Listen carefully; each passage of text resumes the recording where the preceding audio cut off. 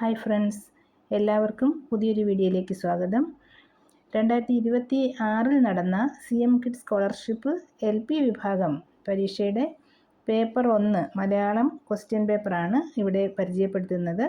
ഇതിലാകെ 10 ചോദ്യങ്ങളാണുള്ളത്. ഈ വീഡിയോ ഈ വർഷം CM കിഡ്സ് സ്കോളർഷിപ്പ് പരീക്ഷ എഴുതിയ എല്ലാവർക്കും പ്രയോജനപ്പെടും. അതുപോലെ തന്നെ അടുത്ത വർഷം 2027 CM കിഡ്സ് സ്കോളർഷിപ്പ് പരീക്ഷ എഴുതുന്ന വിദ്യാർത്ഥികൾക്കും ഈ വീഡിയോ വളരെ പ്രയോജനപ്പെടുമെന്ന് കരുതുന്നു. ഒന്നാമത്തെ ചോദ്യം നമുക്ക് നോക്കാം. ഒന്നാമത്തെ ചോദ്യം ഇതാണ്: സ്കൂളിൽ നിന്ന് എല്ലാ കുട്ടികളെയും സൗജന്യമായി പഠനയാത്രയ്ക്ക് കൊണ്ടുപോകുന്നു. ടീച്ചർ പറഞ്ഞു. ഇത് കേട്ട് കുട്ടികളുടെ ഡാഷ്. ചോദ്യം: ചുവടെ ഉള്ളതിൽ ഏത് പ്രയോഗമാണ് തുടർന്ന് വരാവുന്നത്? ഈ ഡാഷിൽ വരാവുന്ന പ്രയോഗം താഴെ തന്നിരിക്കുന്ന 4 ഓപ്ഷൻസിൽ ഏതാണ് എന്നാണ്. നമുക്ക് ഓപ്ഷൻസ് നോക്കാം. ഒന്നാമത്തെ ഓപ്ഷൻ എ, മനസ്സിൽ പ്രതീക്ഷയുടെ ചിറക് മുളച്ചു. രണ്ടാമത്തെ ഓപ്ഷൻ ബി, നെഞ്ചിൽ തീ കോരിയിട്ടു. മൂന്നാമത്തെ ഓപ്ഷൻ സി, നെഞ്ചിലെ ഭാരം വർദ്ധിച്ചു. ഓപ്ഷൻ ഡി, മനസ്സിൽ കാർമേഘങ്ങൾ ഉരുണ്ടുകൂടി. ഇവിടെ ശരിയായ ഉത്തരം എന്ന് പറയുന്നത് മനസ്സിൽ പ്രതീക്ഷയുടെ ചിറക് മുളച്ചു. അപ്പോൾ നമ്മൾ ഉത്തരം മാർക്ക് ചെയ്യേണ്ടത് താഴെ വലതുവശത്ത് കാണുന്ന കോളത്തിൽ ടിക്ക് മാർക്ക് കൊടുക്കുകയാണ്.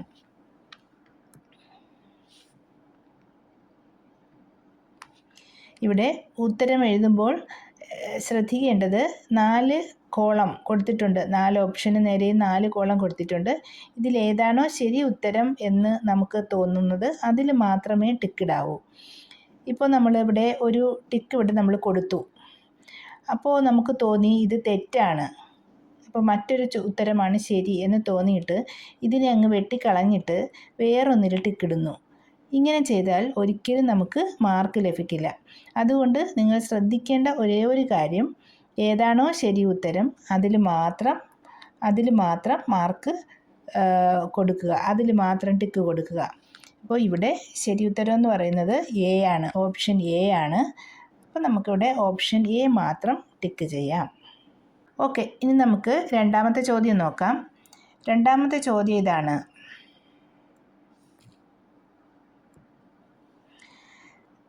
സ്വന്തം കാൽച്ചുവട്ടിൽ ഒതുങ്ങാതെ നക്ഷത്രങ്ങളിലേക്ക് മിഴി ഉയർത്തുക എന്ന വാക്യം കൊണ്ട് സ്റ്റീഫൻ ഹോക്കിംഗ് എന്ത് പാഠമാണ് നമുക്ക് നൽകുന്നത്? ഇവിടെയും 4 ഓപ്ഷൻസ് ഉണ്ട്.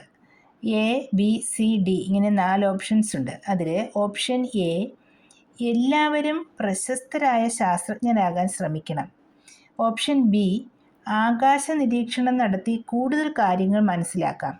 ഓപ്ഷൻ സി, ആകാശത്തേക്ക് വെറുതെ നോക്കിയിരുന്ന നക്ഷത്രങ്ങളെ നിരീക്ഷിക്കണം. ഓപ്ഷൻ ഡി, കുറവുകളെയും പരിമിതികളെയും കുറിച്ച് ചിന്തിക്കാതെ ലക്ഷ്യങ്ങൾക്കായി പരിശ്രമിക്കണം. ഇങ്ങനെ 4 ഓപ്ഷൻസാണ് ഇവിടെ ഉള്ളത്. ഇതിൽ ശരിയായ ഉത്തരം എന്ന് പറയുന്നത് ഓപ്ഷൻ ഡി ആണ്. കുറവുകളെയും പരിമിതികളെയും കുറിച്ച് ചിന്തിക്കാതെ ലക്ഷ്യങ്ങൾക്കായി പരിശ്രമിക്കണം. അപ്പോൾ നമുക്കിവിടെ 4 കോളങ്ങൾ വലതുവശത്തുണ്ട്. അതിൽ ഡി എന്ന് പറയുന്ന ഓപ്ഷനിൽ മാത്രം ടിക്കടയാളം കൊടുക്കുക. ഇനി നമുക്ക് അടുത്ത ചോദ്യത്തിലേക്ക് പോകാം. Question number 3. താഴെ കൊടുത്തിരിക്കുന്നവയിൽ സമാനമായ രീതിയിൽ ചേർത്തെഴുതാവുന്ന വാക്കുകളുടെ കൂട്ടം അല്ലെങ്കിൽ കൂട്ടങ്ങൾ ഏത്? 3 ഓപ്ഷൻസാണ് ഉള്ളത്. കൂട്ടങ്ങൾ: 1, കാറ്റ് പ്ലസ് അടിച്ച്, നീല പ്ലസ് കുന്ന്, ചിറക് പ്ലസ് ഉണ്ട്. ഇതാണ് ഒരു കൂട്ടം എന്ന് പറയുന്നത്, വാക്കുകളുടെ കൂട്ടം. ഇനി രണ്ടാമത്തെ കൂട്ടം നോക്കാം.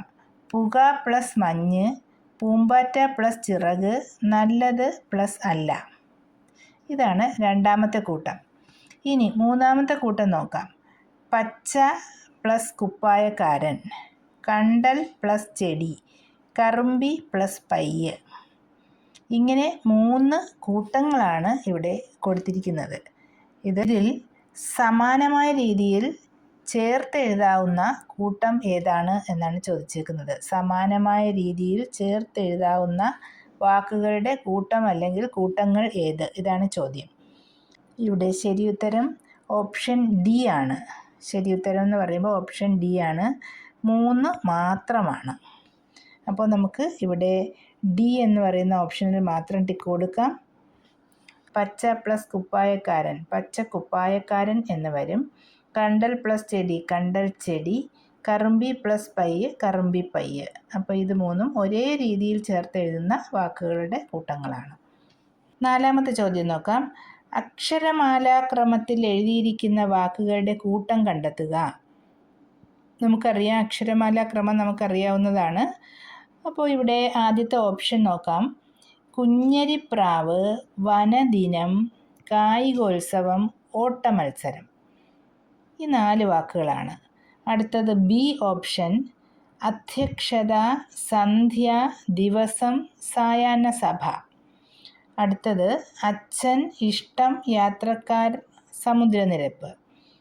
ഓപ്ഷൻ ഡി പുസ്തകം, അഭിമാനം, മഹാസമ്മേളനം, ഉച്ചഭക്ഷണം. ഇതിൽ അക്ഷരമാലാക്രമത്തിൽ വാക്കുകൾ എഴുതിയിരിക്കുന്നത് ഏത് ഓപ്ഷനാണെന്നാണ് നമുക്ക് കണ്ടുപിടിക്കേണ്ടത്. അപ്പോൾ നമുക്കിവിടെ നോക്കുമ്പോൾ അറിയാം, ഇവിടെ ഓപ്ഷൻ ഡി ആണ് അക്ഷരമാലാക്രമത്തിൽ എഴുതിയിരിക്കുന്നത്.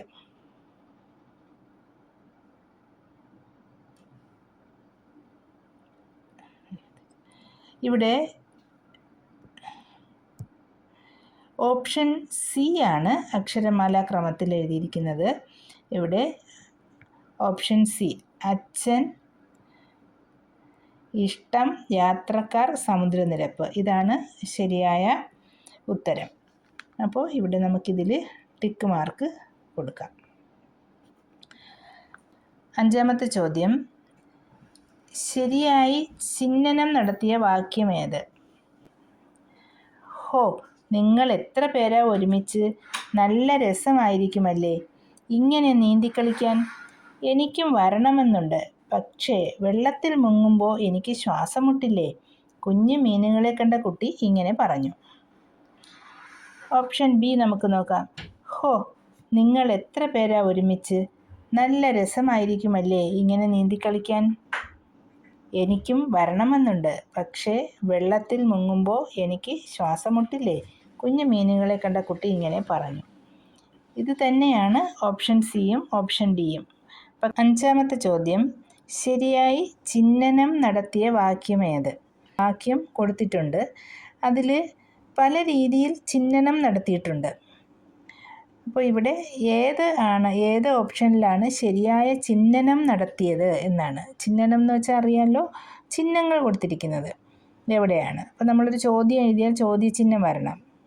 ഒരു അതിശയം ഉള്ള കാര്യം എഴുതുമ്പോൾ അതിശയ ചിഹ്നം വരണം. ചിലയിടത്ത് കോമ വരേണ്ടതുണ്ട്. അങ്ങനെ എല്ലാ ചിഹ്നനവും കറക്റ്റായിട്ട് നടത്തിയ വാക്യം ഏതാണെന്നാണ് കണ്ടുപിടിക്കേണ്ടത്. ഇതിൽ 1ാമത്തത് ഇതാണ്. ഹോ, നിങ്ങൾ എത്ര പേരാ ഒരുമിച്ച്. അവിടെ ഒരു ആശ്ചര്യ ചിഹ്നമുണ്ട്. നല്ല രസമായിരിക്കുമല്ലേ, അവിടെ കോമയുണ്ട്. ഇങ്ങനെ നീന്തി കളിക്കാൻ ക്വസ്റ്റ്യൻ മാർക്കുണ്ട്. എനിക്കും വരണമെന്നുണ്ട്, അവിടെ ഫുൾ സ്റ്റോപ്പ് ഉണ്ട്. പക്ഷേ അത് കഴിഞ്ഞൊരു കോമയുണ്ട്. വെള്ളത്തിൽ മുങ്ങുമ്പോൾ എനിക്ക് ശ്വാസം മുട്ടില്ലേ, അവിടെ ഒരു ചോദ്യചിഹ്നമുണ്ട്. കുഞ്ഞു മീനുകളെ കണ്ട കുട്ടി ഇങ്ങനെ പറഞ്ഞു. ഓപ്ഷൻ ബി എന്ന് പറയുമ്പോൾ ഹോ, ആദ്യത്തെ വാക്ക്, അത് കഴിഞ്ഞിട്ട് അവിടെ ഒരു ആശ്ചര്യ ചിഹ്നം കൊടുത്തിട്ടുണ്ട്. ആദ്യത്തതിൽ അതില്ലായിരുന്നു. ഓപ്ഷൻ ബിയിൽ ഇവിടെ ഒരു ആശ്ചര്യ ചിഹ്നം വന്നിട്ടുണ്ട് ഹോ കഴിഞ്ഞിട്ട്. നിങ്ങൾ എത്ര പേരാ ഒരുമിച്ച്, അവിടെയും ഉണ്ടൊരു ആശ്ചര്യ ചിഹ്നം. നല്ല രസമായിരിക്കുമല്ലേ, കോമയുണ്ട്. ഇങ്ങനെ നീന്തി കളിക്കാൻ ക്വസ്റ്റ്യൻ മാർക്കുണ്ട് അവിടെ. എനിക്കും വരണമെന്നുണ്ട്, ഫുൾ സ്റ്റോപ്പ് ഉണ്ട്. പക്ഷേ കഴിഞ്ഞ് കോമയുണ്ട്. വെള്ളത്തിൽ മുങ്ങുമ്പോൾ എനിക്ക് ശ്വാസം മുട്ടില്ലേ, അവിടെ ക്വസ്റ്റ്യൻ മാർക്കുണ്ട്. കുഞ്ഞു മീനുകളെ കണ്ട കുട്ടി ഇങ്ങനെ പറഞ്ഞു. അടുത്തത് ഓപ്ഷൻ സി ഹോ. അവിടെ ഹോ കഴിഞ്ഞിട്ടൊരു എക്സ്ക്ലമേഷൻ മാർക്ക് അല്ലെങ്കിൽ ആശ്ചര്യ ചിഹ്നമുണ്ട്. നിങ്ങൾ എത്ര പേരാ ഒരുമിച്ച്. അത് ശരിക്കും അവിടെ ഒരു ആശ്ചര്യ ചിഹ്നം കൊടുത്തിട്ടുണ്ട്. നല്ല രസമായിരിക്കുമല്ലേ ഇങ്ങനെ നീന്തിക്കളിക്കാൻ, അവിടെ ചോദ്യചിഹ്നമുണ്ട്. എനിക്കും വരണമെന്നുണ്ട്, പക്ഷേ വെള്ളത്തിൽ മുങ്ങുമ്പോൾ എനിക്ക് ശ്വാസം മുട്ടില്ലേ. അവിടെ ഒരു ചോദ്യചിഹ്നം വേണമായിരുന്നു, പക്ഷെ അതവിടെ ഇല്ല.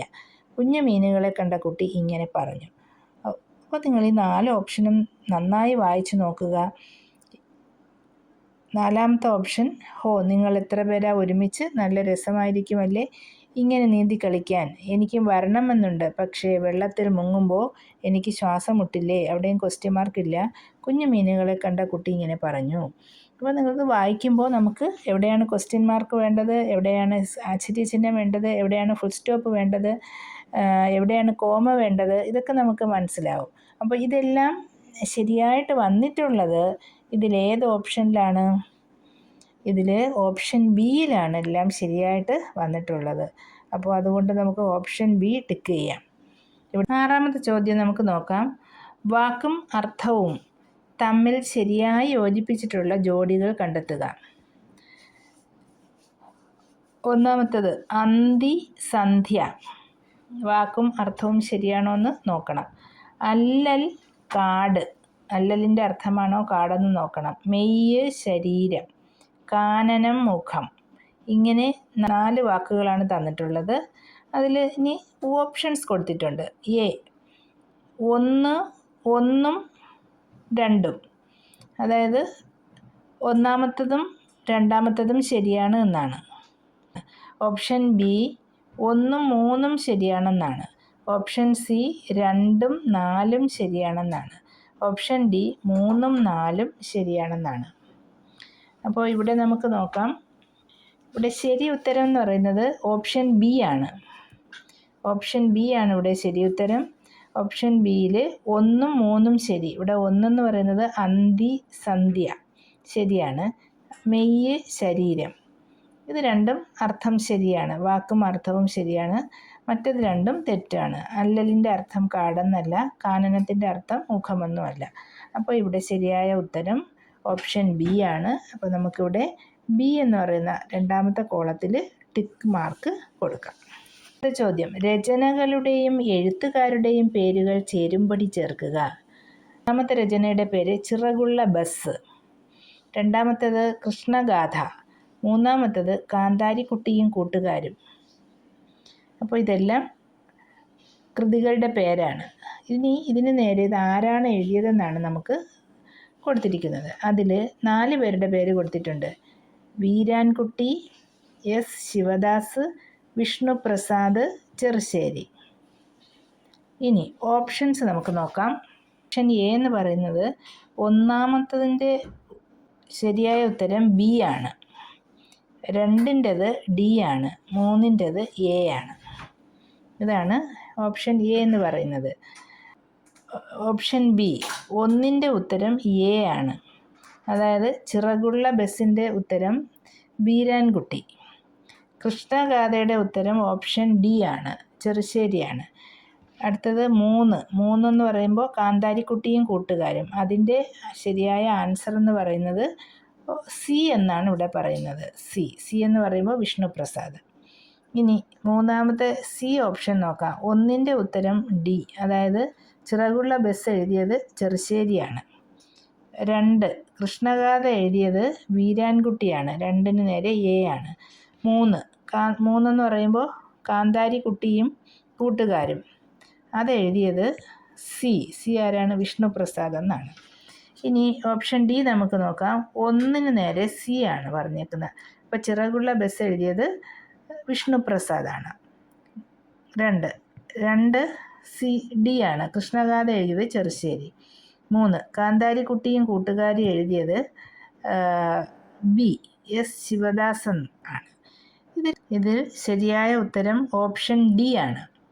അതായത് ചിറകുള്ള ബസ് എഴുതിയത് വിഷ്ണുപ്രസാദാണ്. കൃഷ്ണഗാഥ എഴുതിയത് ചെറുശ്ശേരിയാണ്. കാന്താരിക്കുട്ടിയും കൂട്ടുകാരും എഴുതിയത് എസ് ശിവദാസാണ്. അപ്പോൾ ഓപ്ഷൻ ഡി ആണ് ശരിയായ ഉത്തരം. അപ്പോൾ ഡി കോളത്തിൽ നമുക്ക് ടിക്ക് ചെയ്ത് കൊടുക്കണം. 3ാമത്തെ ചോദ്യം, നഞ്ച് അല്ലെങ്കിൽ നെഞ്ച് എന്ന കവിതയിലെ ആ തോടും ചത്തു പൊങ്ങി, നാ തോടും ചത്തു പൊങ്ങിയത് എന്ന വരിയുടെ ശരിയായ ആശയം എന്ത്? തോട്ടിലെ ജീവികൾ നശിച്ചു, തോടാകെ മലീമസമായി, തോട്ടിൽ വെള്ളം പൊങ്ങി. 3 ആശയങ്ങൾ കൊടുത്തിട്ടുണ്ട്. ഒന്നാമത്തെ ഓപ്ഷൻ എന്ന് പറയുമ്പോൾ ശരിയായ ആശയം രണ്ടാമത്തതും മൂന്നാമത്തതും, അതായത് രണ്ടാമത്തെ തോടാകെ മലീമസമായി, തോട്ടിൽ വെള്ളം പൊങ്ങി, ഇത് 3ഉമാണ്. ഇത് രണ്ടും ശരിയാണെന്നാണ് ഓപ്ഷൻ എ പറയുന്നത്. ഓപ്ഷൻ ബി പറയുന്നത് എന്താ? 1ഉം 2ഉം, അതായത് തോട്ടിലെ ജീവികൾ നശിച്ചു എന്നുള്ളതും തോടാകെ മലീമസമായി എന്നുള്ളതുമാണ് ഓപ്ഷൻ ബി പറയുന്നത്. അത് രണ്ടുമാണ് ശരിയെന്നാണ്. ഓപ്ഷൻ സി എന്താ പറയുന്നത്? 1ഉം 3ഉം. 1ഉം 3ഉം ശരിയെന്നാണ് ഓപ്ഷൻ സി പറയുന്നത്. അതായത് തോട്ടിലെ ജീവികൾ നശിച്ചു, തോട്ടിൽ വെള്ളം പൊങ്ങി, ഇത് രണ്ടും ശരിയെന്നാണ് ഓപ്ഷൻ സി പറയുന്നത്. ഇനി ഓപ്ഷൻ ഡി പറയുന്നത് 3 മാത്രം ശരിയാണെന്നാണ്. ഓപ്ഷൻ ഡി പറയുന്നത് എന്താ? 3 മാത്രം ശരിയാണ്, അതായത് തോട്ടിൽ വെള്ളം പൊങ്ങി, അത് മാത്രമാണ് ശരിയെന്നാണ് ഓപ്ഷൻ ഡി പറയുന്നത്. ഇവിടെ ശരിയായ ഉത്തരം ഓപ്ഷൻ ബി ആണ്. 1ഉം 2ഉം, ഇതാണ് ശരിയായ ഉത്തരം. അതായത് തോട്ടിലെ ജീവികൾ നശിച്ചു എന്ന ആശയവുമുണ്ട്, തോടാകെ മലീമസമായി എന്നുള്ള അർത്ഥവും. ഇത് രണ്ടും ശരിയായ ആശയങ്ങളാണ്. അപ്പോൾ ബിയിലാണ് നമ്മൾ ടിക്ക് കൊടുക്കേണ്ടത്. അടുത്ത 9ാമത്തെ ചോദ്യം. താഴെ കൊടുത്തിരിക്കുന്ന കഥ വായിച്ച് ചോദ്യങ്ങൾക്ക് ഉത്തരം എഴുതുക. കഥയുടെ പേര് ക്ലാസ്മേറ്റ്സ് എന്നാണ്. പൊണ്ണൻ കടുവയാണ് എല്ലാറ്റിനും മുൻകൈയെടുത്തത്. പലപാട് ചിതറിക്കിടക്കുന്ന സഹപാഠികൾക്കെല്ലാം കത്തയച്ചതും മൊബൈൽ നമ്പർ തേടിപ്പിടിച്ച് വിളിച്ചതുമെല്ലാം അവനാണ്. അറിയിപ്പ് കിട്ടിയവരെല്ലാം നിറഞ്ഞ സന്തോഷത്തോടെ പഴയ ലാവണത്തിലെത്താൻ തുടങ്ങി. പൊണ്ണൻ പള്ളിക്കൂടത്തിന് വെളിയിൽ നിറചിരിയോടെ ഏവരെയും എതിരേറ്റു. കൈപിടിച്ചു കുലുക്കിയും കെട്ടിപ്പിടിച്ചും പഴയ സഹപാഠികൾ സ്നേഹം പ്രകടിപ്പിച്ചു. നേരം വൈകിയെന്ന് കരുതി ധൃതി പിടിച്ചാണ് വേലുമുയൽ സ്കൂൾ ഗേറ്റിലെത്തിയത്. ഗേറ്റിൽ നിന്ന കടുവ ചങ്ങാതി ഇരുകൈയും നീട്ടി വേലുവിനെ സ്വീകരിച്ച് സ്കൂളിനകത്തേക്ക് കൊണ്ടുപോയി. ഏറെ വൈകാതെ പൊണ്ണൻ കടുവ കൈയും വായും നൊട്ടി നുണച്ചുകൊണ്ട് അടുത്ത ക്ലാസ്മേറ്റിനെ സ്വീകരിക്കാനായി സ്കൂൾ ഗേറ്റിന് മുന്നിൽ വന്നു നിന്നു. 9ാമത്തെ ചോദ്യം. സ്കൂളിൽ ഏത് പരിപാടിക്കാണ് മൃഗങ്ങളെല്ലാവരും ഒത്തുചേർന്നത്? നമ്മൾ ഈ കഥ വായിച്ചിട്ട് ഇതിൻ്റെ ഉത്തരം കണ്ടുപിടിച്ച് എഴുതുക. അതാണ് ഇവിടുത്തെ ടാസ്ക്. ഇവിടെ 4 ഓപ്ഷൻസ് കൊടുത്തിട്ടുണ്ട്. ഒന്നാമത്തെ ഓപ്ഷൻ സ്കൂൾ വാർഷികാഘോഷം, ബി രക്ഷിതാക്കളുടെ യോഗം, സി പൂർവ്വ വിദ്യാർത്ഥികളുടെ യോഗം, ഡി പ്രവേശനോത്സവം. ഇതിൽ ശരിയായ ഉത്തരം ഏതാണ്? നമുക്കിത് വായിക്കുമ്പോൾ തന്നെ മനസ്സിലാവും. പൂർവ്വ വിദ്യാർത്ഥികളുടെ യോഗം. 10ാമത്തെ ചോദ്യം. കടുവ കൈയും വായും നൊട്ടി നുണച്ചുകൊണ്ട് വന്നു. ഈ വാക്യത്തിൽ നിന്നും എന്ത് കാര്യമാണ് മനസ്സിലാകുന്നത്? 4 ആൻസർ കൊടുത്തിട്ടുണ്ട്. എ മുയലിനെ കടുവ ഭക്ഷിച്ചു, ബി കടുവയ്ക്ക് ഉറക്കം വന്നു, സി കടുവയ്ക്ക് സന്തോഷം തോന്നി, ഡി കടുവയ്ക്ക് ക്ഷീണം തോന്നി. ഇതിൽ ശരിയുത്തരം എന്ന് പറയുന്നത് മുയലിനെ കടുവ ഭക്ഷിച്ചു, എ ആണ് ശരിയുത്തരം. അപ്പോൾ നമ്മളിത് ആൻസർ മാർക്ക് ചെയ്യേണ്ടത് ഇതിന് നേരെയുള്ള കളത്തിൽ ടിക്ക് മാർക്ക് കൊടുത്താണ് ആൻസർ രേഖപ്പെടുത്തേണ്ടത്. പേപ്പർ 1 മലയാളം 10 മാർക്കിൻ്റെ ചോദ്യങ്ങളിലൂടെ അവസാനിക്കുന്നു. ഈ വീഡിയോ നിങ്ങൾക്ക് ഇഷ്ടമായെന്ന് കരുതുന്നു. ഇഷ്ടമായെങ്കിൽ ഇത് ലൈക്ക് ചെയ്യാനും ഷെയർ ചെയ്യാനും മറക്കരുത്. ഈ ചാനൽ ഇതുവരെ സബ്സ്ക്രൈബ് ചെയ്യാത്തവർ സബ്സ്ക്രൈബ് ചെയ്യാനും മറക്കരുത്. Thank you.